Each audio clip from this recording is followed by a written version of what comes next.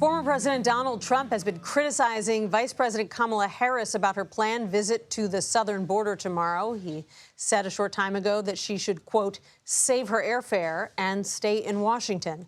Sophia Cai and Jasmine Wright join us now to discuss. Sophia is a national politics reporter at Axios, and Jasmine is a politics reporter at NOTUS. Welcome to both of you. Great to see you. I want to get to that in a minute, but I want to get to some other breaking news, which is that former President Trump, who has been doing a news conference at Trump Tower this evening, just said, Sophia, that he is going to be meeting with Ukrainian President Volodymyr Zelenskyy, after all, tomorrow morning, which is a surprise because just a few hours ago, his campaign was insisting that was not going to happen.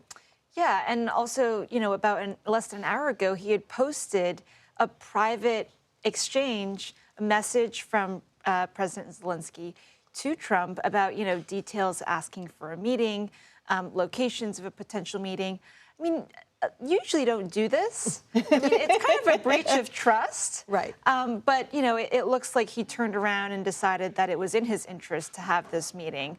After having a fairly fraught relationship with Zelenskyy in recent weeks, even calling him a great salesman, if not anything else. Right. Yeah. And the reason that this is kind of been in the news is because Zelenskyy gave a pretty revealing interview to New Yorker magazine, where he basically criticized the former president, said he doesn't understand what it takes to win the war in Ukraine, and he said that Trump's running mate, J.D. Vance, is too radical to be vice president. And so that's when Trump went from saying, I'll probably meet with him when he's here, meeting with the president, to I don't think so. Yeah, I mean, it's obvious that Zelenskyy is kind of putting his horse in a certain buggy here, right, with the vice president, with President Biden, because of the fact that he's very aware that Republicans don't necessarily want to continue to fund the Ukraine's war against Russia. They don't want to continue to put money and ammunition and all this kind of things that they've really been downtrodden on for the last few months, if not more.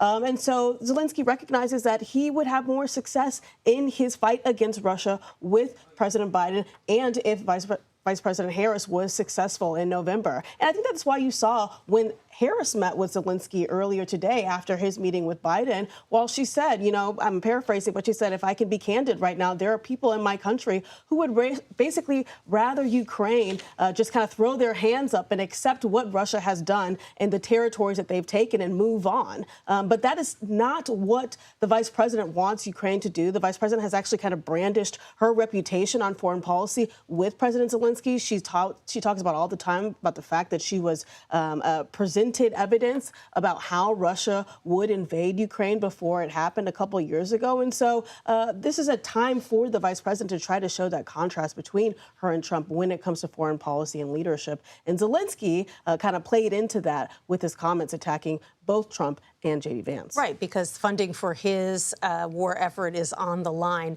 Sophia, another issue that divides Donald Trump and Kamala Harris is immigration. He has been railing against her this evening, as we said in that press conference.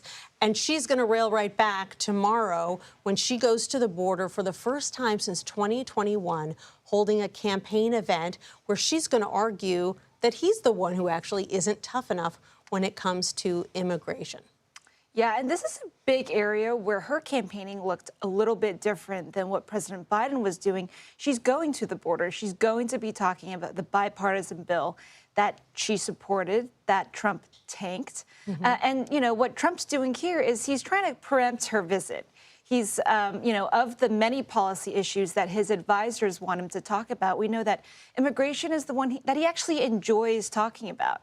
So this has been his opportunity to talk about policy and get focused on something that's important in Arizona and Nevada, two key swing states that he's going to have to win, in order to really have a chance. We've seen in a few polls, Jasmine, including our own here at CBS News, that she has managed to close the gap when it comes to handling of the economy, something that Trump has long had an edge on. Right. Does her campaign think that they can close the gap on immigration as well? That's an even bigger gap for her. Yeah, I mean, I think that they hope so. I think that that is kind of the reason why we're going to see her at the border tomorrow. I mean, it's interesting because on Wednesday we saw her giving an economy speech while they recognize that they are really cutting into Trump's lead on whether or not Americans or who Americans trust more in the economy, and they're hoping that that same thing can happen on Friday. Of course, this is the message that she's going to be delivering at the border on Friday is a much different message than what she delivered in 2019. In 2019, we saw her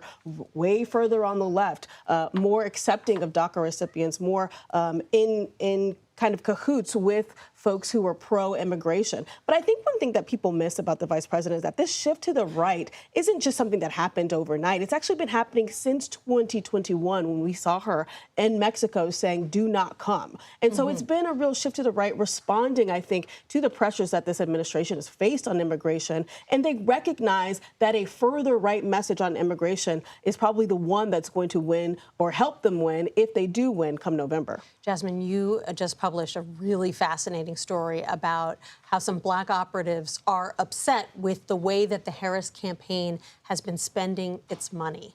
Tell us more about that. Yeah, it's actually an issue that comes up basically every cycle. The Democrats who say that Black voters are their base have trouble funding the Black political class, which includes consultants on things like paid media, grassroots operations, things that we know that really power D.C. And for white-owned firms, that those lucrative contracts come really every cycle, and they don't necessarily hit the Black political class. And that's something that I think a lot of these people hoped would change with the vice president at the top of the ticket, particularly because Democrats have been concerned about the backsliding that they've seen among Black voters when it comes to their support of Democrats. Now, the vice president has really done a lot better than what we saw Biden do with Black voters when he was still the ticket, but it still is a problem. So our piece was looking at basically them becoming kind of furious with the Harris's campaign over the lack of investment that they see, not just to their own firms, a really important part of the Democratic circle, but also to investment of paid media across the board when it comes to Black Democrats, trying to get them to come and basically get off the couch and vote for them. And so this is an issue that has really kind of bubbled behind the scenes, causing a lot of tension as people question, you know, where is their investments and really who is the campaign trusting to tell the vice president's story? Sophia, have you seen any sign that the Trump campaign is going to try to capitalize on the fact that, as Jasmine says, particularly Black men have seemed to move towards the former president in larger numbers than they had before?